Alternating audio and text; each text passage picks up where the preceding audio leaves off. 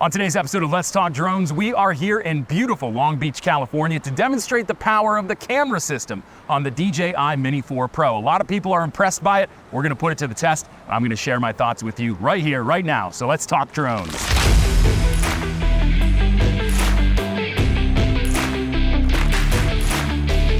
What's up? It's Chris, the Drone Geek, and welcome to another episode of Let's Talk Drones. Let's Talk Drones is brought to you by California's very own The Droning Company, the #1 online resource for commercial remote pilots based in the United States. Make sure you check them out online at thedroningcompany.com and across all major social media platforms. So we do have the DJI Mini 4 Pro here. We've done a few review videos on it so far, and now we're getting to the part that a lot of you are excited about, the camera system on the Mini 4 Pro. I have to admit, I was a little bit skeptical about the camera. The Mini drones tend to lag a little bit behind the rest of the drones offered by DJI. They're still extremely powerful for their price point and who they're geared towards. But again, I've always sort of had they're okay type of feeling towards this camera system. But what's promising is this is the same camera system on board the DJI Air 3. It has that stacked sensor. It's 1/1.3 inches, so it's got a nice big sensor for the body of this drone, which means it's going to be capable of some really beautiful imagery. And when I flew the Mini 4 Pro throughout the Long Beach area, I actually was super impressed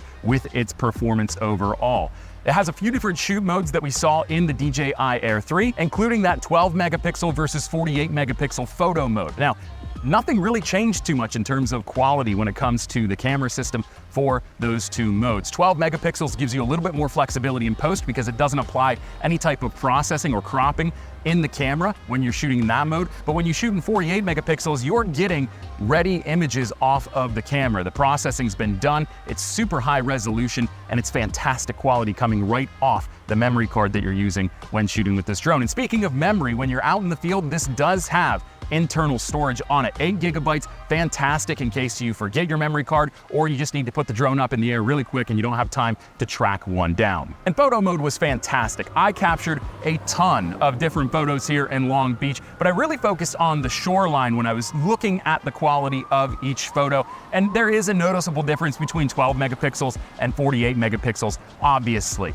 What I like about 12 megapixels though is it puts me in control with the quality of the imagery coming off of my drone. I'm able to then run denoise AI on Lightroom. I'm able to adjust the colors a little bit more, the dynamic range. It's just a little bit more flexible out of the 12 megapixel mode as opposed to the 48 megapixel. But if you don't want to bother with editing your photos and getting them to look exactly how you want them to look and you're happy with how they look coming off of the drone, definitely shoot in 48 megapixel mode. I always recommend that you shoot in 4:3, but the 16:9 cropping on this actually isn't that bad. I've gotten some really crisp images off of this drone shooting 16:9. Now, when it comes to video, that's a big topic on everybody's mind. Again, very similar to what we saw in the DJI Air 3. We've got the same sensor system, and the video has much of the same specs. 4K 60 is the max resolution and frame rate on this drone, and you get buttery smooth footage off of this. And what I really enjoyed were the 3 different color profiles that we talked about in our review of the Air 3.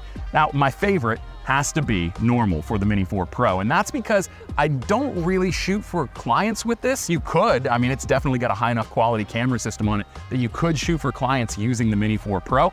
I would probably stick to internet-based clients, people that are gonna post content to the web, to social media.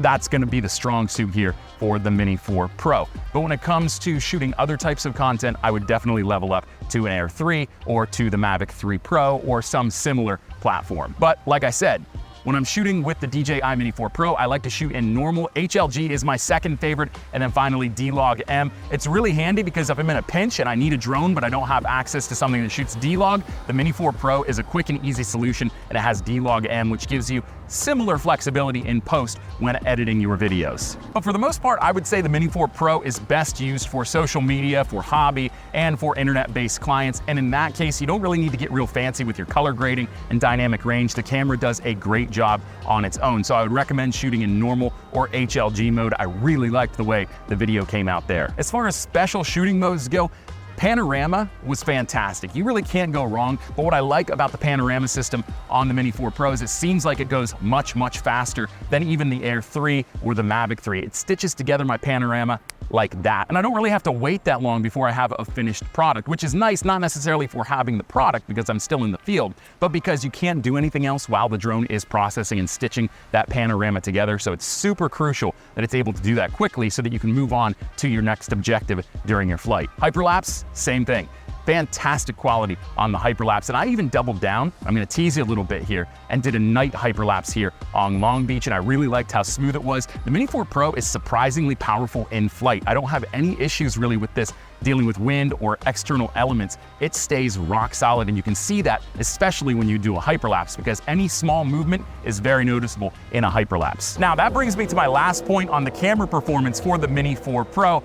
Night mode and low light shooting. So the Mini 4 Pro does come with a built-in night mode, which essentially lessens the noise generated by a jacked up ISO, and it allows you more dynamic range in your night shots. You got light where it's a little bit darker and it actually brings back the highlights to make it a little bit more of a balanced image. After using night mode though, I can tell you I'm not a huge fan. It does well for what it's intended to do, but I would much rather just use the flexibility of the onboard camera system. It does extremely well in low light. That sensor is just big enough to succeed in low light and nighttime conditions, and you can get some really rangy video clips and photos when shooting at night and light restricted areas. I gotta tell you, I didn't have high hopes for it when it came to nighttime and low light performance, but the Mini 4 Pro really shocked me and impressed me with its performance at nighttime. Thumbs up, DJI, you did it again. And a little intangible here for the camera, this adopts the same system on the Mini 3, where the camera tilts to full portrait mode, so you can get a full 4K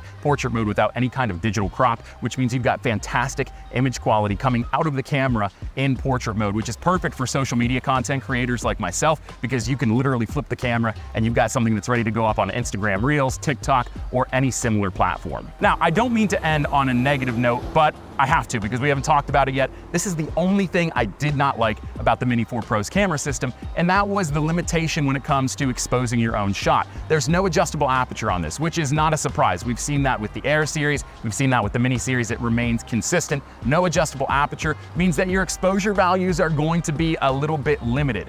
You definitely need an ND filter when flying this drone, when you're shooting video especially, because the flexibility in camera just isn't there to shoot in bright environments like the one I'm standing in right now. You really have to jack the shutter speed up in order to get a well-exposed image, and then you run into problems with the footage looking a little bit too surreal, and it just doesn't have that natural motion and blur value to it. It's just not great without ND filters. I've got some on the way. We'll do another review after we get the ND filters and talk about how it affects the performance and if it's enough to consider this a full-time professional option. So to avoid ending on a negative note, I just want to say absolutely love the Mini 4 Pro. I'll definitely be keeping this for all of my fun, recreation, and social media needs and quick shooting needs as well. And it actually works pretty well as a backup to the Mavic 3. Now, obviously it doesn't have as large of a sensor, so the image quality is going to be a little bit less significant, but if I'm in a pinch and I need something done really quick and the Mavic 3 is not available for any reason,